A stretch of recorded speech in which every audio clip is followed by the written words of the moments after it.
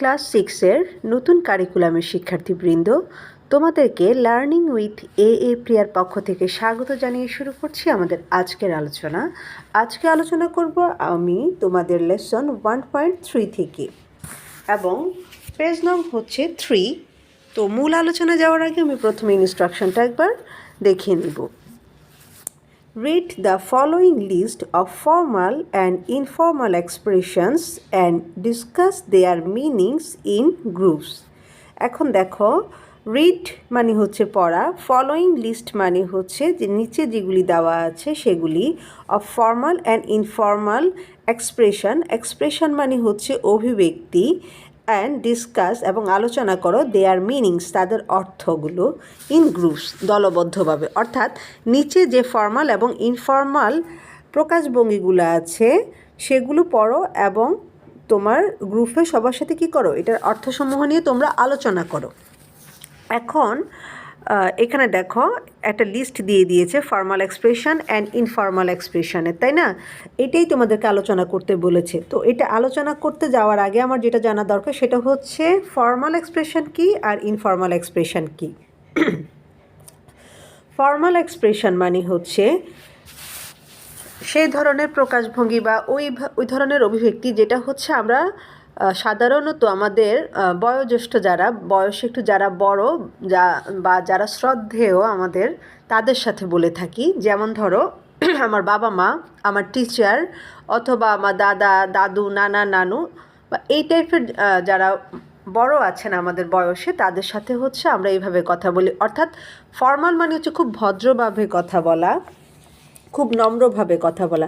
আর informal মানে হচ্ছে যে আমরা নর্মালি যেভাবে কথা বলি আমাদের ক্লাসমেটের সাথে, আমাদের ফ্রেন্ডদের সাথে বা সমবয়সীদের সাথে, অর্থাৎ যেখানে তেমন কোনো নিয়ম কানুন বা ভদ্রতা বা খুব বেশি নম্রতা দেখানোর প্রয়োজন হয় না, সেটাকে বলা হচ্ছে ইনফর্মাল। ঠিক আছে? তো কেমন ধরো, আমি আমার টিচারের সাথে ঠিক যেভাবে কথা বলতে পারবো, ঠিক একই ওয়েতে আমি কিন্তু আমার ফ্রেন্ডের সাথে কথা বলতে পারবো না, তাই না? তো তুমি এই জিনিসগুলো আমরা বাংলায় যেমন বলি, এরকম ইংলিশে তুমি কীভাবে বলবে সেই ব্যাপারটাই দেখাচ্ছে। দেখো, যারা একটু অপরিচিত বা যারা একটু বয়স্ক, আমাদের চেয়ে বয়সে বড়, শ্রদ্ধেয়, তাদেরকে কিন্তু আমি হাই বলতে পারি না কখনো। হাই আমরা কাকে বলি? হাই বলি আমি আমার ফ্রেন্ডকে বা আমার সমবয়সীকে, তাই না? তো সেই জন্য তুমি তোমার টিচারকে দেখলে অথবা তোমার প্যারেন্টসকে দেখলে তুমি বলবা হ্যালো। আর যখন তুমি তোমার সমবয়সী কাউকে দেখবে তাকে বল হেই বা হাই, এরকম বলবে। ঠিক আছে? এরপর দেখো, যখন বয়োজ্যেষ্ঠ কারোর সাথে তোমার দেখা হবে তখন তুমি বলবে যে it's a pleasure to meet you, আপনার সাথে দেখা হয়ে খুব ভালো লাগলো, আনন্দ লাগলো। আর ইনফর্মালে তুমি বলতে পারো নাইস টু মিট ইউ, মানে তো দেখা হয়ে ভালো লাগলো। এখন এখানে আরেকটা ব্যাপার আছে, ফর্মাল এক্সপ্রেশনটা একটু লম্বা হয় সেন্টেন্সগুলো, আর ইনফর্মালের সেন্টেন্সগুলো একটু শর্ট হয়, এটাও একটা ব্যাপার। এখন তৃতীয়তে কি আছে দেখো, 3 নম্বরে আছে হচ্ছে আই অ্যাপোলোজাইজ, মানে আমি ক্ষমা চাচ্ছি বা আমি দুঃখিত। হ্যাঁ, অ্যাপোলোজাইজ শব্দটা হচ্ছে ফর্মাল, আর এটার ইনফর্মালটা হচ্ছে সরি। যে আই অ্যাপোলোজাইজ মানে আমি ক্ষমা চাচ্ছি, আর আই এম সরি মানে হচ্ছে আমি দুঃখিত, মানে হ্যাঁ দুঃখিত, এটা তুমি অত করে বলো নাই আর কি, ক্ষমা চাওয়ার দরকার হচ্ছে না, শুধু দুঃখিত বললেই হয়ে যাচ্ছে। এখন ধরো তুমি যাচ্ছ হয়তো কোনোভাবে তোমার টিচারের সাথে ধাক্কা লেগে গেলো, তো তখন কি বলবে? I apologise. অথবা টিচারকে হয়তো বা তুমি একটা কিছু দিতে গিয়েছো, হাত ফসকে কোনোভাবে পড়ে গেল, হ্যাঁ, বা ওনার গায়ে লাগলো কোনোভাবে, তো তুমি তখন কি বলবে? আই এম সরি বললে এটা অড দেখাবে, তখন বলতে হবে যে আই অ্যাপোলোজাইজ, আমি ক্ষমা চাচ্ছি। আর বন্ধুর সাথে তোমার ধাক্কা লেগে গেল, বা সমবয়সী কারোকে কিছু দিতে গিয়ে তার গায়ে পড়ে গেল, এই টাইপের সিচুয়েশানে তুমি বলতে পারো যে হ্যাঁ আই এম সরি, আমি দুঃখিত। এরপর ধরো বড় কেউ বা অপরিচিত কেউ তোমার কোনো উপকার করেছে, হয়তো তুমি কোনো রাস্তা দিয়ে যাচ্ছ, হ্যাঁ, তুমি রাস্তা চিনতে পারছো না, এখন অপরিচিত কাউকে তুমি জিজ্ঞেস করলে সে তোমাকে রোডটা দেখিয়ে দিল, বা তোমার টিচার তোমাকে কোনো একটা প্রবলেম সলভ করতে হেল্প করলো, অথবা তোমার বাবা মা তোমাকে একটা নতুন ড্রেস বা নতুন কিছু কিনে দিল বা তোমার প্রিয় কোনো একটা জিনিস এনে দিল, তখন কি বলবে? Much appreciated, much appreciated. আর তোমারই সমবয়সী কেউ অথবা তোমার ফ্রেন্ড অথবা তোমার ক্লাসমেট তোমাকে কিছু একটা গিফট করলো অথবা হোমওয়ার্ক করতে সাহায্য করলো বা এই টাইপের কোনো একটা কাজ করে দিল, তখন তুমি তাকে নর্মালি থ্যাঙ্কস বলবে, হ্যাঁ ধন্যবাদ, এতটুকুই। এরপর একটা দেখি, could you please help me, দয়া করে আপনি কি আমাকে একটু সাহায্য করবেন বা আপনি কি আমাকে সাহায্য করতে পারেন।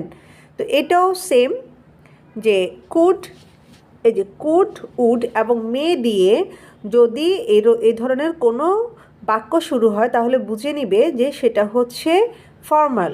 আমি আবারও বলছি, কুড, উড এবং মে যুক্ত সেন্টেন্সগুলো হচ্ছে ফর্মাল। যেমন ধরো আমরা কি বলি, ক্লাসরুমে আসার সময় আমরা এইভাবেই তো পারমিশন নিই যে may I come in ma'am or may I come in sir, যে আমি কি ভিতরে আসতে পারি স্যার বা আমি কি ভিতরে আসতে পারি ম্যাম, এরকম বলি, তাই না? সেখানে কিন্তু আমরা ক্যান বলি না। কেন বলি না? ক্যান হচ্ছে ইনফর্মাল, আর কুড অথবা উড অথবা মে এই শব্দগুলো হচ্ছে ফর্মাল। এখন সমবয়সীর কাছে যদি তুমি কি চাও, কোনো ধরনের সাহায্য চাও, তুমি বলবো হেল্প মি, হেল্প মি মানে আমাকে সাহায্য করো, অথবা ক্যান ইউ হেল্প মি, তুমি কি আমাকে সাহায্য করতে পারো, এইভাবে বলবে।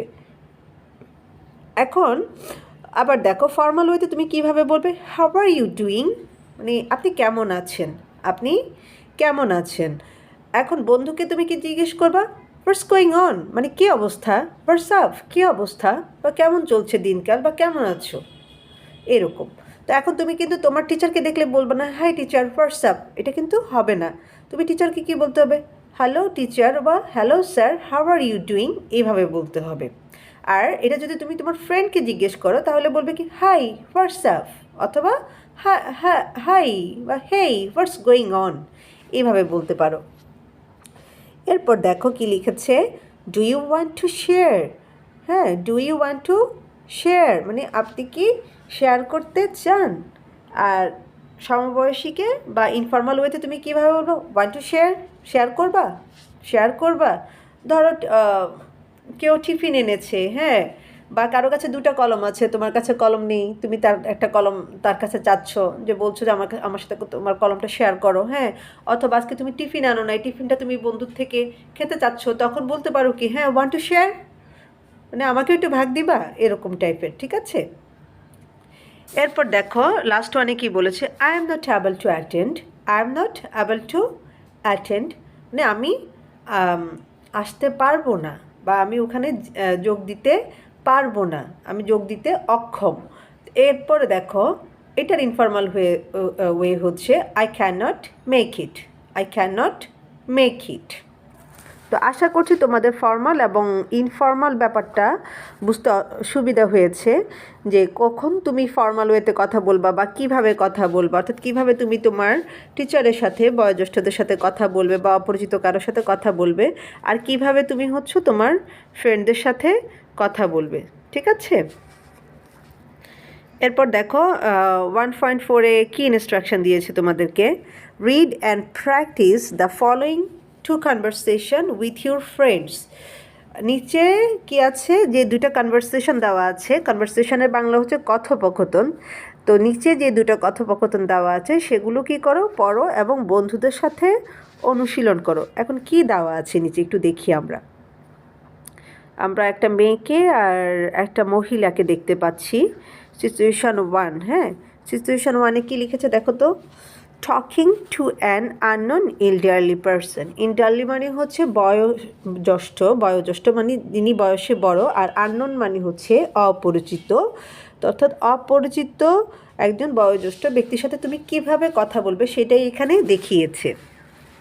দেখো, Shimul is a student of class 6, Shimul হচ্ছে ক্লাস 6-এর একজন ছাত্রী। She meets an unknown elderly person, সে একটা অপরিচিত বয়স্ক ব্যক্তিকে দেখতে পেল। স্ট্যান্ডিং দাঁড়িয়ে আছে যিনি, জাস্ট আউটসাইড হার হাউস, কোথায়, শিমুলের বাড়ির সামনে বা বাহিরে। তো শিমুল একজন বয়স্ক অপরিচিত ব্যক্তিকে বা মহিলাও বলতে পারি, এখানে যেহেতু আমরা ছবিতে মহিলা দেখেছি, কি করলো, বাড়ির সামনে দাঁড়িয়ে থাকতে দেখলো। এখন শিমুল বলছে, হ্যালো, গুড আফটারনুন আন্টি, মানে হ্যালো, শুভ অপরাহ্ন আন্টি। আন্টি মানে হচ্ছে তুমি চাচি, মামি, খালা যাই বলো। তো দেখো এখন এই যে এটা আননোন পারসন, মানে অপরিচিত এবং ইলিয়ারলি অর্থাৎ বয়োজ্যেষ্ঠ বা একটু বয়স্ক, তার চেয়ে বয়সে বড়, সেজন্য শিমুল কিন্তু হ্যালো দিয়ে শুরু করেছে, সে কিন্তু হাই বলে নাই। এরপর দেখো কি বলল, no response from the lady, ওই ভদ্রমহিলা থেকে কি আসলো না, কোনো উত্তর আসলো না। শিমুল বলছে এবার আবার, excuse me, are you looking for someone, মানে মাফ করবেন, আপনি কি কাউকে খুঁজছেন? সামওয়ান মানে হচ্ছে মানে কেউ বা কাউকে, আর লুকিং ফর এখানে মানে হচ্ছে খোঁজা, অর্থাৎ লুক ফর মানে হচ্ছে খোঁজা, আর সামওয়ান মানে হচ্ছে কেউ। এরপর বলছে, মে আই হেল্প ইউ, আমি কি আপনাকে সাহায্য করতে পারি? এখানে একটু খেয়াল করো, এখানেও সেন্টেন্সটা সে মে দিয়ে শুরু করেছে, সে কিন্তু ক্যান দেয় না। ক্যান দিলে কি হতো, এটা ইনফর্মাল হয়ে যেত। হ্যাঁ, আমি এর একটু আগেই বলেছি, উড, কুড এবং মে দিয়ে যদি সেন্টেন্সটা শুরু হয় তাহলে বুঝতে হবে যে সেটা হচ্ছে ফর্মাল। এখন এবার আন্টি বলছে কি দেখো, oh hello, sorry I did not get you, মানে দুঃখিত, আমি তোমাকে খেয়াল করিনি। শিমুল বলছে, I saw you standing here for a long time, আমি দেখছি যে আপনি অনেকক্ষণ ধরে এখানে দাঁড়িয়ে আছেন। লং টাইম মানে হচ্ছে অনেকক্ষণ বা দীর্ঘ সময়। ক্যান আই হেল্প ইউ, আমি কি আপনাকে সাহায্য করতে পারি? এবার আন্টি বলছে, থ্যাংক ইউ ডিয়ার, ধন্যবাদ প্রিয়, I am waiting here for my daughter, আমি এখানে আমার মেয়ের জন্য অপেক্ষা করছি। He should be here in no time, সে এক্ষুনি চলে আসবে বা কিছুক্ষণের মধ্যেই চলে আসবে। এবার শিমুল বলছে, ওকে ঠিক আছে, ইট মে রেন সুন, সুন মানে হচ্ছে শীঘ্রই, আর মে বলতে এখানে সম্ভাবনা বোঝাচ্ছে এ মে দিয়ে, অর্থাৎ খুব শীঘ্রই হয়তো বৃষ্টি হতে পারে। Better you stand under the shade, আপনার জন্য ভালো হবে যদি আপনি এই ছায়ার নিচে বা এই শ্যাডের নিচে এসে দাঁড়ান। পয়েন্টিং অ্যাক্রস দ্য রোড, মানে রোডের দিকে যে একটা শ্যাড আছে সেটার দিকে নির্দেশ করে সে বলল যে আপনি যদি শেডটার নিচে এসে দাঁড়ান তাহলে আপনার জন্য ভালো হবে। এবার আন্টি বলছে, ও শিওর, হ্যাঁ অবশ্যই, থ্যাংক ইউ, তোমাকে ধন্যবাদ। শিমুল বলছে, দ্যাটস ওকে, ঠিক আছে, হ্যাভ আ গুড ডে, আপনার দিনটা শুভ হোক। এবার আন্টি বলছে, ইউ টু, মানে তোমার, তাকেও কি বলছে, বলছে যে হ্যাঁ তোমার দিনটাও শুভ হোক। তো এই হচ্ছে আমাদের পেজ নাম্বার 4 পর্যন্ত আজকের আলোচনা। আমি পরবর্তী ভিডিওতে পেজ নাম্বার 5 থেকে শুরু করব। ততক্ষণ পর্যন্ত তোমরা প্রত্যেক